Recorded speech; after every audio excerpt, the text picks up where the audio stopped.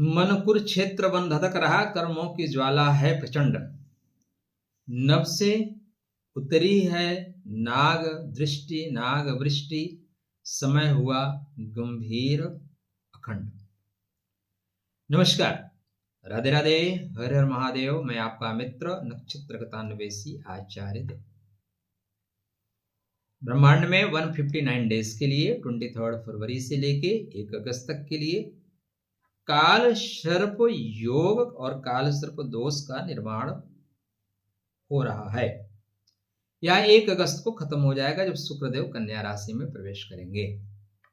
आज हम इस वीडियो में बात कर रहे हैं मीन लगन और मीन राशि के जातकों के लिए यह काल सर्प योग या काल सर्प दोष क्या बनेगा, कैसा रहेगा आपके लिए। तो जब द्वादश भाव में राहु महाराज हों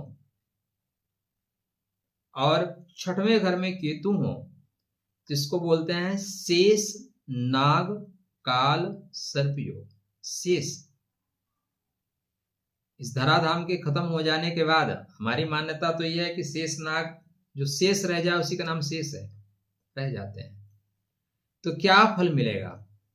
शंख बजे अंतरिक्ष तल में, चेतना जगे हर प्राणी के अंतर मन में, काल सर्प के इस बेला में जन्मे नया अभिमान, जो मन में रण को जीते वही बनेगा वीर, काल सर्प के अग्नि में तपकर निकलेगा स्वर्ण समीर।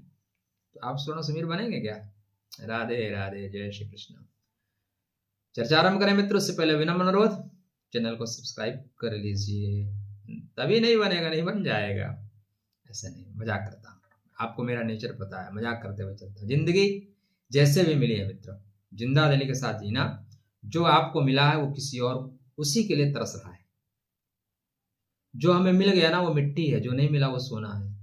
अब से एक बच्चन को देखो, जिसके लिए पूरी दुनिया तरसती थी वो छोड़ के लौकी के ऊपर मुंह मार रहा है। यही है ना। तो जो प्राप्त है वो पर्याप्त है। काल सर्प महाघोरे कर्म व्यूह प्रजायते, घोरो सूरो धैर्य समाश्रित्यो विजय मार्ग लभते निश्चितम। द्वादस्ते राहवे तीव्रे खष्टे केतुर स्थिते, शेषनाग प्रभावेन मोक्ष मार्ग प्रकाशते। राधे राधे, मोक्ष मार्ग प्रकाशते, मुक्ति का मार्ग मिल जाएगा। जो सर्पों की दुनिया है या सर्पों का हमारे आपके बीच में योग है, बहुत महत्वपूर्ण है। जिससे हमारे नाभि के नीचे जो मूलाधार चक्र होता है ना, वो कुछ ऐसे ही होता है। सर्प कुंडलनी मार के बैठा हुआ सर्प कुछ ऐसे आकार बनता है। रामायण में देखें तो आप मर्यादा पुरुषोत्तम भगवान राम जी और लक्ष्मण जी को नाग फांस लगा था, तो गरुण जी आए थे और गरुण की कृपा से नाग फांस खत्म हो गया। ये कहानी नहीं है, इस कहानी के पीछे सार है। महाभारत में देखेंगे तो एक बड़ा सुंदर प्रसंग है, अगर आपने सुना हो। चलो मैं एक 20 सेकंड सुना देता हूं। चल रहा महाभारत का रण, जल रहा धरती का सुहाग, पट कुरुक्षेत्र में खेल रही मानव के भीतर कुटिल आग, इतने में सर के लिए कर्ण ने जो देखा अपना निसंग, फुफकार उठा तर्कस में कोई प्रचंड विस्तर भुजंग, कहता कि मैं सुसेन विस्तृत भुजंगों का स्वामी हूँ, जन्म से पार्थ का शत्रु परम तेरा बहुविधित कामी हूँ, कर गरल वरल जीवन भर का संचित प्रतिशोध उतारूंगा, तो मुझे सहारा दे बढ़कर मैं अभी पार्थ को मारूंगा। यद्यपि रामधारी सिंह दिनकर जी उसको बचा लेते हैं कर्ण को, लेकिन वास्तव में चलाता है। तो सर्पों की स्थिति परिस्थिति बहुत घातक रही है, जीवन में निर्माण के लिए भी, विध्वंस के लिए भी।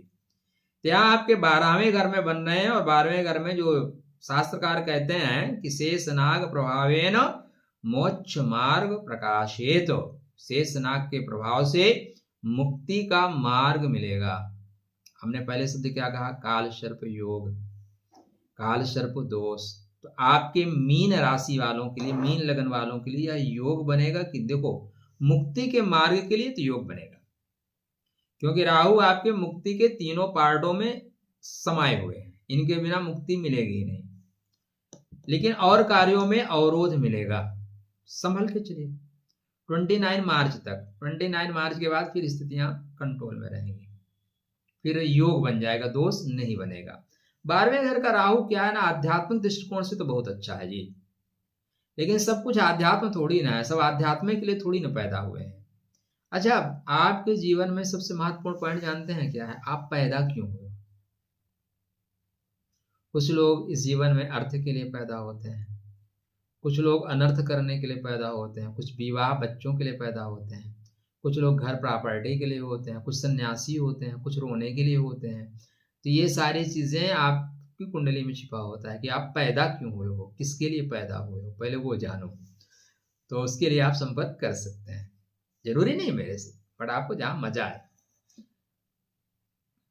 सकारात्मक प्रभाव क्या होगा? गहरी आध्यात्मिक प्रवृत्ति, ध्यान में गहरा रुचि, भ्रमण में गहरी वेदना संवेदना दोनों मिलेगी, ज्ञान मिलेगा, शोध में लाभ मिलेगा, विदेश में लाभ मिलेगा, एकांत कार्य करने में मजा आएगा, एकला चलो रे मजा आएगा जी। जहां पे लोग जाने से डरते हैं वहां पे आप ऐसे टक से निकल जाएंगे, कोई दिक्कत नहीं। कोई रास्ते में सांपों में लगे, चल यार तू भी मेरे साथ चल, कोई दिक्कत नहीं। करुणा सेवा अंतर ज्ञान बढ़ाता है, पुराने कर्मों का शुद्धिकरण का दौर है ये। नागबंधे स्थितो जीवा कर्म फल वशं गतः, धैर्येण साधनम कुर्यात् मुक्तिर्भवति निश्चितम। अब क्या चाहिए? हाँ, तो करुणा सेवा और अंतर्ज्ञान बढ़ेगा, सब कुछ अच्छा होगा। नहीं जी, सब कुछ अच्छा कहाँ होता है। इस धराधाम पे आए हैं, कुछ अनावश्यक खर्च बढ़ेगा, आर्थिक दबाव बढ़ेगा, जिसको दे दोगे वो गायब कर देगा, आपका पर्स कट जाएगा, मोबाइल कट जाएगा, या फालतू चोरों की दृष्टि रहेगी, अकेलापन, मानसिक भटकाव, नींद की समस्या, अत्यधिक कल्पनाशीलता, छिपे शत्रु, छिपे भ्रम उजागर होंगे। यह योग बाह्य जगत में तो आपको भ्रमण कराएगा ही कराएगा, आंतरिक जगत, आंतरिक यात्रा भी कराएगा। इसमें पैरों में चोट लगने के योग है, पैरों में कट लगने का योग है। कुत्तों से सावधान रहिए, कुत्ते और कुत्ते टाइप लोगों से सावधान रहिए, दोनों से। नहीं तो काट लेंगे, नहीं तो चाट लेंगे, तो काटे चाटे दोनों से दोष होता है। तो आध्यात्मिक यात्रा होगी आपकी, जीत महत्वपूर्ण होगी। एनजीओ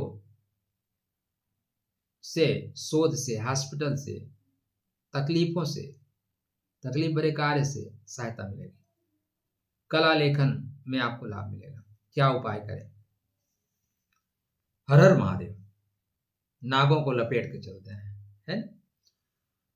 वैसे नागों से जाने दीजिए, सबका अपना अपना अनुभव होता है, ठीक है ना। मेरा अनुभव तो अच्छा रहा, कोई टेंशन नहीं है, सब राधे राधे।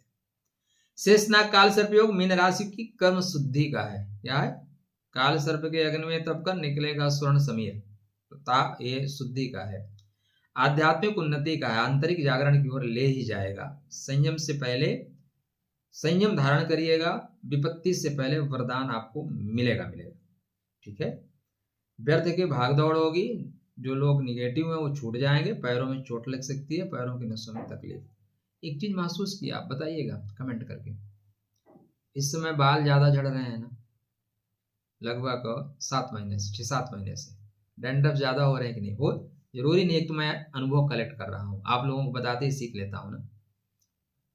कुछ लोग गजनी बन गए, तो ये क्यों हो रहा है इसको मैं बाद में बताऊंगा, लेकिन इस समय ऐसी स्थितियां ग्रह की वजह से बनी हुई है। भगवान शिव की उपासना करें, भगवान शिव के रुद्र रूप की उपासना करें।